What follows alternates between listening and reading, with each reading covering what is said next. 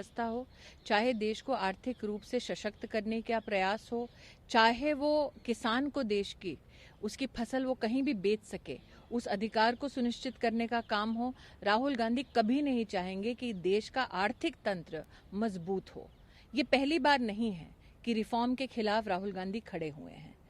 ये राहुल गांधी जी को भी शायद समझना होगा कि देश की जनता ने नरेंद्र मोदी के विकास के कार्यों को देखकर ही 2019 में एक ऐतिहासिक जीत मोदी जी को सुनिश्चित करवाई।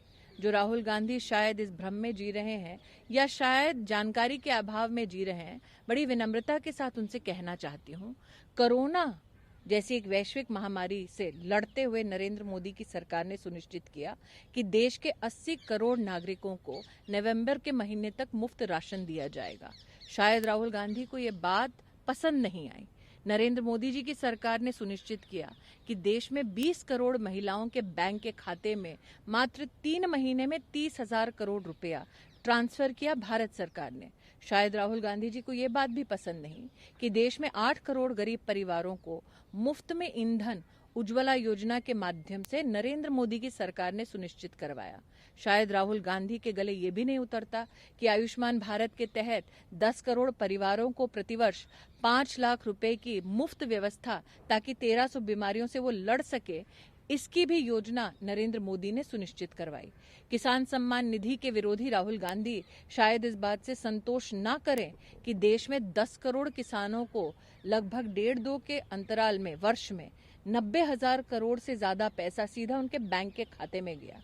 मैं राहुल गांधी की व्याकुलता को समझती हूँ, क्योंकि पैसा गरीब को गया है, किसी कमीशन एजेंट को अथवा बिचौलियों को नहीं गया। इसलिए आज जब राहुल गांधी बिचौलियों के समर्थन में सड़क पर उतरते हैं तो देश को आश्चर्य नहीं होता। जी मैम, साथ ही वो हाथरस के इंसिडेंट को लेके भी क्वेश्चन करते हैं सरकार से और ये बोलते हैं कि धक्का मुझे नहीं, देश की जनता। आपसे पूछना चाहती हूँ, क्या राहुल गांधी हिंदुस्तान है? No ma'am. नहीं ना।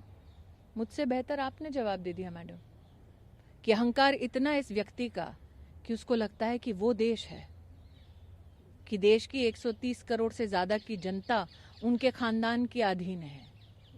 अहंकार इतना उस व्यक्ति का कि उनके ट्विटर हैंडल से कहा जाता है India is Indira and Indira is Priyanka. इस प्रकार के अहंकार और भ्रम में वो जी रहे हैं, इसलिए देश ने उन्हें कोसों पीछे छोड़ दिया है और इसीलिए 2014 के बाद 2019 में भी उनको मुंह की खानी पड़ी है।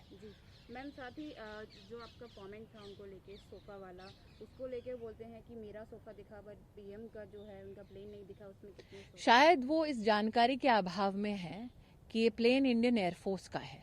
राहुल गांधी का इंडियन एयरफोर्स के साथ बैर नया नहीं है। इंडियन एयरफोर्स जब जब कोई नई उपलब्धि करती है अथवा जब जब कोई नया साधन जुटाती है तब तब राहुल गांधी को बहुत तकलीफ होती है। ये नई बात नहीं है। राफेल के वक्त भी इसी राहुल गांधी ने तिलमिलाहट में इंडियन एयरफोर्स के ऊपर टिप्पणी की थी। शायद राहुल गांधी ये भी नहीं जानते कि ये निर्णय यूपीए के कार्यकाल में लिया गया था। तो क्या ये निर्णय गलत था? आज मैं राहुल गांधी से पूछना चाहती हूँ, ये उस सरकार का निर्णय है जिसकी चेयरपर्सन स्वयं उनकी माता जी हैं। मैम, आखिरी सवाल, जैसे वो जो हाथरस का जो इंसिडेंट था, एक वुमेन लीडर होने के नाते आप क्या बोलना चाहेंगे? मुझे ऐसा लगता है कि देश में 2 चीजों को अब प्रश्नावली में बदलना होगा। एक, वो पुरुष जो बेटियों को संस्कार की सलाह देते हैं और सोचते हैं बेटे अगर संस्कारों से वंचित रहे तो देश में एक क्रांति आएगी। मेरा मानना है बेटा हो या बेटी, दोनों का दायित्व है कि वो देश में वैल्यू सिस्टम को समझे, महिला के प्रति सम्मान को जागृत करें। दूसरी बात, पत्रकार होने के नाते आप जब एक महिला से पूछते हैं तो वही सवाल आप पुरुष से भी पूछें, क्योंकि अगर राष्ट्र में महिला को अपमानित करने की घटना कहीं भी होती है, चाहे वो राजस्थानी क्यों ना हो, तब पुरुष भी उतना ही आहत होते हैं। और मेरा मानना है, मैं बार बार सार्वजनिक बोल चुकी हूँ कि मेरी जब चर्चा हुई मुख्यमंत्री जी से, उन्होंने आश्वस्त किया कि उन्होंने एसआईटी का भी गठन किया है। एसआईटी के गठन के बाद सीबीआई को भी उन्होंने केस रेफर करने की बात कही है। चूंकि अब उन्होंने सीबीआई को केस रेफर किया है, मैं अधिकृत प्रवक्ता नहीं हूँ सीबीआई की, लेकिन हाँ, इतना मुझे निश्चित विश्वास है कि निष्पक्ष जांच होगी और न्याय निश्चित रूप से होगा।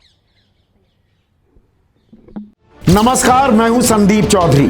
अगर आपको ये वीडियो पसंद आया हो तो इसे लाइक और शेयर जरूर करें और हाँ, हमें सब्सक्राइब और फॉलो करना ना भूलें ताकि आप देश और दुनिया की कोई खबर मिस ना करें। तो जुड़िए हमारे साथ और देखते रहिए News 24।